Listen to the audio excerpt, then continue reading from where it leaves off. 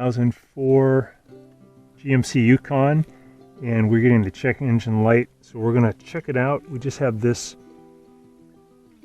Wi-Fi OBD2 diagnostic interface, which allows you to get the codes from the car's computer.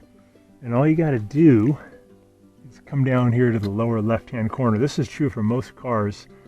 There'll be a little jack here. Let me get a better image of that jack for you. This thing. And you can see it has kind of a shape similar to this shape. And all you got to do is put that thing on and push it in. You get some lights going. And we're going to turn the key, not all the way to start, but almost to where the car is about to start. And then it'll start transmitting codes for us.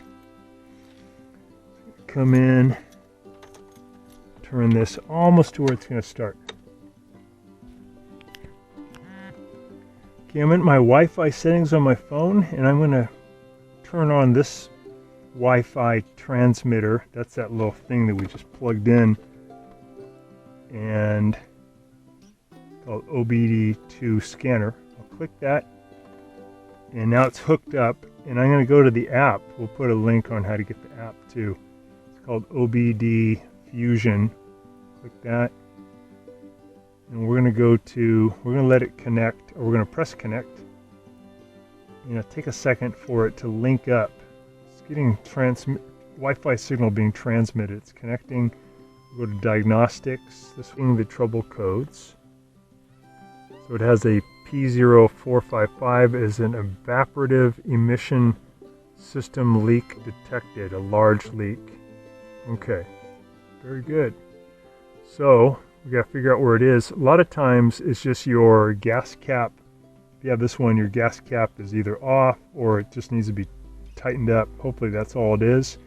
If not, there might be a vacuum tube or a rubber tube that's part of the system that's popped off. So we'll take a look.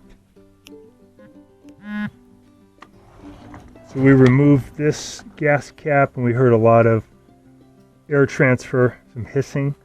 The car had been sitting for a while, so maybe something had built up. We're just going to put the cap back on, reset everything, and see if we get a different result. So we're making sure it's nice and tight. Okay, now that we have it turned back on, we no longer have that light for the check engine, so I think that did the trick. We'll see if it comes back on, but I think it was just the gas cap was loose. Our video, and please subscribe to our channel when you get a chance, and also click the little bell notification button so we can send you weekly videos on all the different ways of fixing appliances around your home and saving you lots of money.